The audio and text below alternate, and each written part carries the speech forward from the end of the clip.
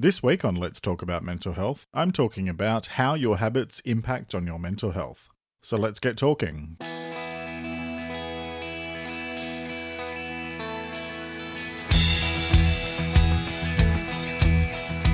This is Let's Talk About Mental Health, a weekly podcast about mental health and well-being, hosted by Jeremy Godwin. Let's talk about mental health, because the more we talk about it, the easier it gets. Hello and welcome to episode 29 of Let's Talk About Mental Health, the weekly podcast about improving your mental health and well-being. I'm Jeremy Godwin. Thank you for joining me. This week I'm talking about habits. I'll be discussing the role of habits in good mental health and well-being and how you can change your habits over time. So let's talk. There's an old song called Bad Habits from 1981 by an Australian artist named Billy Field, and it possibly has the most frustrating lyrics I think I've ever heard in my entire life. Now, don't worry, I won't sing them because I don't want to torture you or anything, but just let me quote a few lines to explain what I mean. Well, I'm in a mess because I can't repress all of these bad habits. Now, it's a catchy song, but with irritating lyrics. Why? Because it reinforces the notion that so-called bad habits are completely out of our control and therefore can't be changed. That is just not true. Everything that you do and say is a choice. And yes, some habits may be much harder to change than others, but they are not impossible to change. Nothing is impossible. Just because we've done something for a long time or thought about things a particular way for most or all of our lives, that doesn't necessarily mean that it's in your best interest, and it certainly does not mean that it cannot be changed. I think that quite often we're prone to going about our lives without challenging ourselves to take a long, hard look at whether or not all of our choices are healthy choices. So I'm talking about the conscious decisions that we make, as well as the subconscious ones that we might not even be aware that we're making every single day. So this week, I'm challenging you to take a very long, hard look at yourself and to consider what habits might benefit from a little bit of attention, or maybe even a complete overhaul, for the sake of your mental health and well-being. So let's start with some definitions around habits. There's a few different ways to look at the notion of habits, such as being things that we do without having to think about them. So for example, actions that we might perform automatically, like all of the elements associated with driving a car, which the more comfortable you get with that, the more it becomes a habit over time. We could also be talking about the obvious ones, which is addictions, so smoking, drinking, taking drugs, food, etc., etc. Habits can also refer to regular tendencies and behaviors, as well as mannerisms and characteristics. Now, if you look at it from a psychology standpoint, habits are often described as an automatic reaction to a specific situation. Now, when we talk about habits, let's forget about defining things as good or bad, because that's where we get into judgment territory, and I think there's already far too much judgment going on in the world as it is. Instead, our focus should be on identifying healthy versus unhealthy habits. I talk a lot in Let's Talk About Mental Health about the need to proactively manage our mental, physical, and spiritual health, because everything is connected. And so with those three forms of health in mind, let's then consider how healthy versus unhealthy habits fit into the equation. The main distinction is whether or not a habit is in the best interests of your long-term mental, physical, and spiritual health. And that means both how it impacts on you directly, as well as how it impacts on the greater world around you. Because what you put out comes back to you, such as in terms of how people then respond to you as you make your way through the world. Only you can really decide if something is healthy or unhealthy for you, assuming that you're capable of being completely honest with yourself. Now, we all know that as human beings, we can be prone to having an amazing ability to pretend that things are absolutely fantastic, even when the building's on fire. But when we're assessing our habits and being completely honest with ourselves, there are a few simple guidelines that I would suggest for you to consider. And they are, number one, does the habit have a positive or negative effect on your life? Number 2, does the habit have a positive or negative effect on the people closest to you? And 3, does the habit have a positive or negative effect on the greater world? Again, it's up to you to determine what's healthy and what's not, but you do have to be brutally honest with yourself. So a lot of what I'm talking about today involves challenging you to assess where you're at in terms of habits, both honestly and objectively, in order to then identify what is healthy versus what is unhealthy. This isn't about getting into blame. This isn't about beating yourself up over unhealthy habits. This is about saying today is a line in the sand. This is an opportunity for you to assess those things that potentially aren't healthy and make changes without judging what's happened in the past, but using today as a clean slate. When you're thinking about habits, it's about everything that you do and say and feel, because it's all of those things that shape your reality. There's a quote by an unknown author floating around on Instagram, which I hesitated about using today because I do try to always cite valid sources as much as possible in my work, but this one was just too good not to share. It's the small habits, how you spend your mornings, how you talk to yourself, what you read, what you watch, who you share your energy with, who has access to you. That will change your life. Now, I wanted to share that because I think that we so often focus on the big habits like diet and exercise and substance use that we completely ignore the fact that everything that we do every single day comes back to habit. And so if our habits are driven by choice, then we have an opportunity to look at every aspect of our lives and consider what is in our best interests so that we can do more of that, and also what is not in our best interests so that we can do less of it or change it entirely. Our habits have a direct impact on ourselves as well as on others. What we do and say matters because even little actions or words can add up to big effects. If you're looking at how you can potentially take control of your mental health and well-being, then I strongly suggest that it is essential to take an honest look at all of your habits and consider how your choices impact on both yourself and others. I'm talking about everything here, from what you put in your body through to how your words and actions affect other people. I know it's some big stuff that I'm talking about today, and I'm going to try to be as non-judgmental and non-preachy as I can, because nothing drives people to bad behavior more than telling them not to do something. But let me just say this one thing really bluntly. Everything that you do matters, because that is what creates your reality. So if you frequently indulge in unhealthy habits and unhealthy behaviors, you will be less and less healthy, mentally, physically, and spiritually. Fortunately, nothing is irreversible. Positive change is possible, it just takes time and effort. And so let's explore that a little bit more. A lot of our unhealthy habits can be reactions to stress or unhappiness. Thinking about my own emotional eating, which I've talked about before on this podcast, let's be honest here, happy people don't sit and eat massive amounts of junk food even when they can see the physical effects that it's having on our bodies. And yet, so often we turn a blind eye to the effects of our unhealthy habits, especially when we're using them as security blankets. In researching this episode, I read an article in Psychology Today called How to Change Unhealthy Habits, which I'll put the source in the transcript. And it made 2 great points that I'd like to repeat here. Number 1, habits are the things we are so used to that they become our default even when we know better. And number 2, whether it's not sleeping, lack of exercise, poor food choices, or overindulgence in alcohol, we know these things are not healthy for us. Why do we persist? And just as importantly, how can we stop?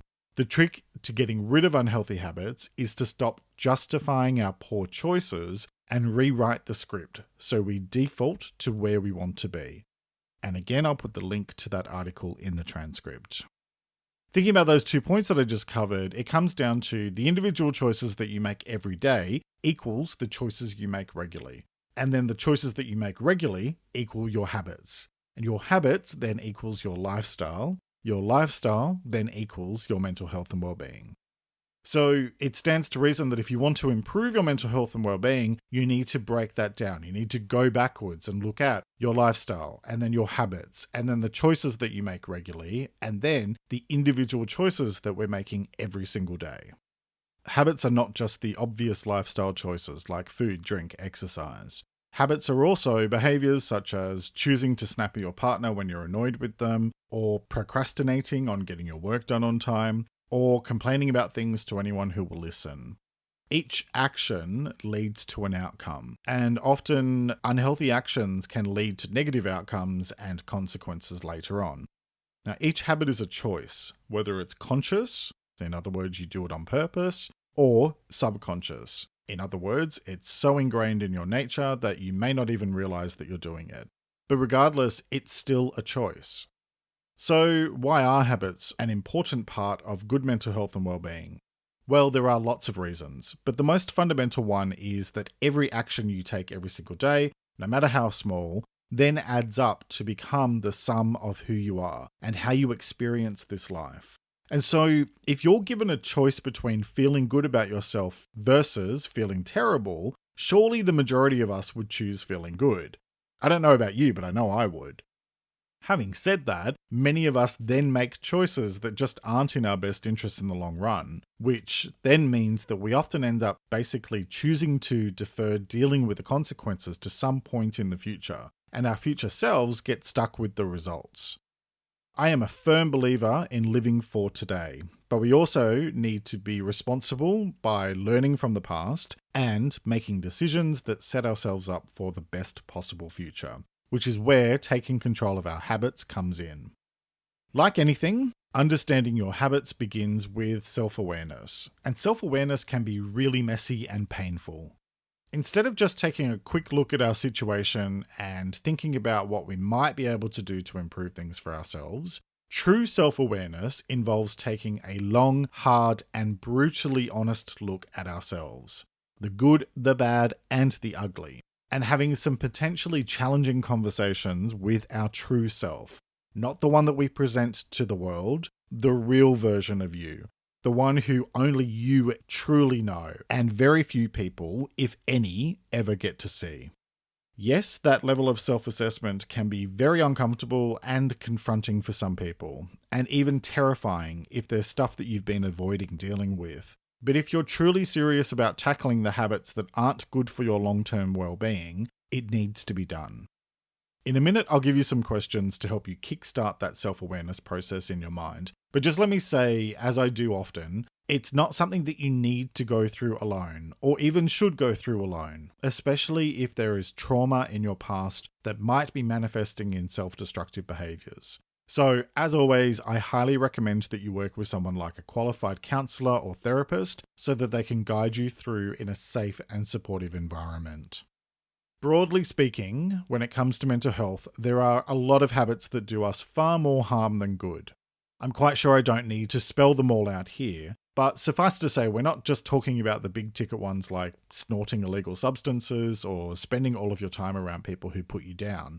In reality, it's a lot of the small things that we do each day that can then add up to influence our overall mental health and well-being. So instead of focusing on the negative, there are many things in our control which are demonstrated to have a positive effect on our mental health. Eating a balanced diet, drinking plenty of water, exercising, building and maintaining strong social ties, expressing gratitude regularly, mindfulness practice, meditation, spending regular time outdoors, performing acts of kindness, getting enough sleep, laughter, making plans so that we have things to look forward to, learning new skills, taking regular breaks from social media, talking about our feelings with a counsellor or therapist, focusing on a work-to-live mindset instead of living to work, practicing self-care, positive thinking, and doing things that give you meaning and purpose, just to name a few. If you're interested in reading a little bit more, have a read of an article called Building Better Mental Health from helpguide.org for some ideas of effective strategies for addressing some of those things that I just talked about, and I'll include the link in the transcript. My point though is that the focus for each of us is on creating long-term sustainable change and looking at positive things that we can do. And that takes time and effort. So how do you do that? Well, let's discuss. Alright, so there are a number of points that I'd like you to consider about changing habits over time. As always, the transcript on the Let's Talk About Mental Health website will provide you with this in detail. So I'd recommend grabbing that, having a look at it. Just go to letstalkaboutmentalhealth.com.au/episodes and you can find the link there. Also, in the first week that the episode goes out, the link is available on the front page of the website. But you can read the transcript there. You can also find links to the audio on Spotify. Anyway, just as an opportunity. And I would encourage you to do that and actually read through the article or transcript version because it allows you to actually review and reflect. So, with that in mind, let's get into the points. The first one is self-awareness. So, I mentioned it before. I would encourage you to ask yourself a number of questions. What are the things that I do that are healthy? What about the things that I do that are unhealthy? What things do I get feedback on regularly? What patterns appear time and time again in my life? And what type of things do I avoid? Some of those can be really good questions as a starting point, but it really is about taking the time to really sit with and understand where you're at. Which leads into the second point, and this is something that really only you can do, or you can work with someone to start to draw this out. And it's about identifying what you want to change, but more importantly, why you want to change, and being really crystal clear about that desire to change. So identify what you want to change and why you want to change that. And then before you go any further, before you jump into the whole change process, take the time to understand why the habit has formed. There is no point in just addressing the symptoms unless you want to waste your time. I've talked previously about digging deep with things and not just addressing stuff on the surface, so I'm not going to go over it in too much more detail. Suffice it to say, your goal is to address the root cause, not just the symptoms. So in the transcript, I'll include some links to previous episodes where I've dug into that deeper. Those of you who have listened to earlier episodes would be familiar with the 5 whys that I've talked about before, and I'll include the link in the transcript for that. So once you're clear on what you want to change and why, the next piece is about researching different options and considering your personality and preferences. You don't have to have all of the answers, and I hate to break it to you, but you probably don't have all the answers anyway. So research different options before you settle on a specific approach to changing your habit, and then make choices that are in line with your personality. So for example, if you're not comfortable around strangers at the best of times, don't put yourself in a situation where you'll feel vulnerable, like being yelled at in a boot camp while looking a hot mess in front of a group of people that you don't know. So find options that are going to work for your preferences. When you're thinking about options, one of the other things to consider is replacing unhealthy habits with healthy habits. I know this probably sounds obvious, but you'd be surprised how many times we just decide to deny ourselves an unhealthy habit and then wonder why we don't succeed when it all gets too difficult. So instead of just cutting unhealthy habits out, make it easier for yourself by swapping. So for example, if you're prone to a morning stop at McDonald's for breakfast, change that to a healthy but tasty option from that cafe down the road. Or if one of the habits that you're not happy with is that you're prone to having a daily gossip with your bestie about all the people at work who annoy you, change that for a daily joint mindfulness session outdoors for 5 or 10 minutes. So substitute unhealthy habits for healthy habits. Now, speaking of habits, you don't need to boil the entire ocean, nor should you. So what I mean by that is start small and take small steps. Because the thing about small steps is they can generate big results over time. So for example, if you read 10 pages of a book a day, that's 70 pages a week. And that adds up to 3,650 pages a year. More than enough to get through quite a few books.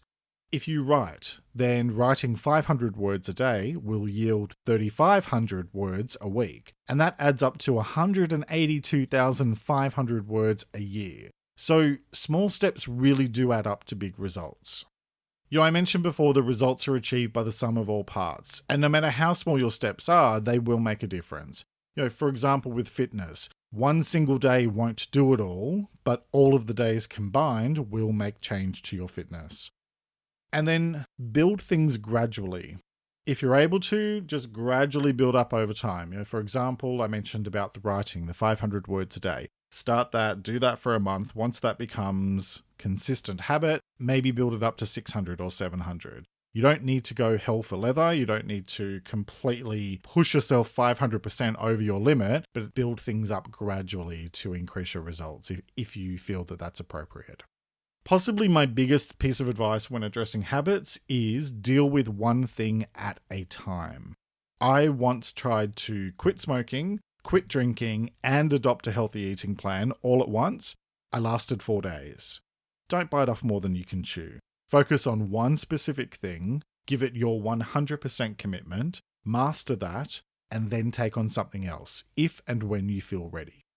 One thing that might also help you when you're dealing with addressing unhealthy habits is to consider your mindset choices. So thinking about things positively, being focused on can versus can't language, and doing things for yourself and talking about things and thinking about things in a positive focus. For example, I can't even remember what article it was in, so I apologize that I can't cite the source for this one, but there was a really good point, which was instead of saying, I can't eat that, which is denying yourself, you say, I don't eat that, because that's about supporting your own lifestyle choices in a more empowering and positive way. So just think about the language that you're using, because when we say things like can't, it's negative. So instead, the decision is I don't. Anyway, as you're working through habits, measure and track your progress. So for example, if you're budgeting, then track that every week so that you can see the results more tangibly, and that will then serve to positively reinforce the progress that you're making.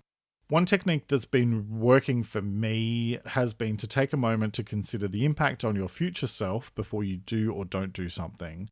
This doesn't always work because I think as humans we're often hardwired to look for the immediate reward in things, but something that can work for me sometimes is to take a moment to think about what I'm doing to my future self before I act or don't act. Anyway, find what works for you.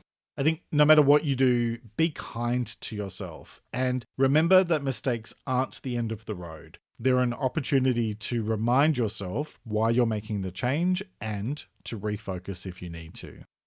You've no doubt heard that failing to plan is planning to fail. So with that in mind, know what your triggers are and come up with alternatives. So it's about having a plan in place and being prepared. And look, if you do fail, don't beat yourself up, but take time to understand why. Don't just put it in the too hard basket and soothe yourself with 6 happy meals. Understand why and then address the why. So for example, if your failure is that you're not going to your exercise class, why is that? Is it because you're feeling unmotivated, or is it because you're actually feeling self-conscious in a room full of people? So if so, find an alternative that doesn't put you in that environment. No matter what, be kind, but also don't give up.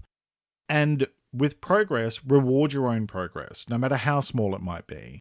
Remind yourself why you're doing what you're doing and reward incremental progress that you make.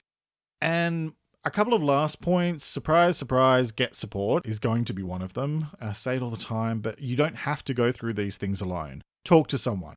Talk to a counselor or a therapist. Join a support group. Chat with an understanding and supportive and objective family member or friend. Download an app, whatever you need to do. Remember to take things one day at a time. I think I've said that maybe 1,600 times in this episode and 16,000 times in this podcast. But it really is, if any of you have seen the movie Contact, small steps, Ellie, small steps. You don't have to solve everything overnight. Take things one day at a time. It makes life a hell of a lot easier. Don't just go with the flow though. I would encourage you, when it comes to looking at your habits, constantly review, and then refine or redirect as necessary. Because what served you yesterday will not necessarily serve you tomorrow. Remember that if you always do what you've always done, then you'll always get what you always got. And so when it comes to habits, what it all boils down to is this. Every little thing that you do has the potential to become a habit if it's repeated often enough. And habits are either healthy or unhealthy. Nobody is suggesting that you should live like a monk in a cave and never have any fun. But there is an enormous difference between enjoying yourself every now and then versus doing things to yourself on a regular basis that are going to have serious negative consequences later on. Habits aren't just about things like food or exercise, but also things like the way you speak to yourself and others, as well as the way you behave towards others and yourself. You can choose whether to allow an unhealthy habit to persist.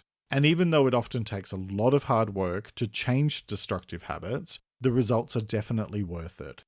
So the next time you go to put something in your mouth that's full of processed stuff, or the next time you go to say something that's less than kind about another person, stop and think about what you're doing and what choice you're making about your future life. Because it is all a choice. So why not make conscious choices that are in the best interests of your long-term mental health and well-being? Your future self will thank you for the choices that you make today. To finish up, let me take a moment to share a quote about this week's topic that I'd like to encourage you to reflect on and consider what it means to you. This week's quote is by the American writer Elbert Hubbard, and it is, "Cultivate only the habits that you are willing should master you." Let me repeat that. Cultivate only the habits that you are willing should master you. Alright, that's it for this week's episode. Next week, I'll be talking about identity. I'll be talking about finding and maintaining your sense of identity and living authentically, even while dealing with mental health issues.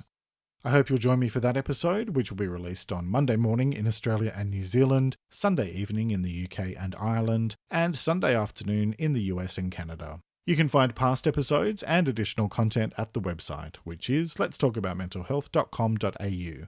That's letstalkaboutmentalhealth.com.au.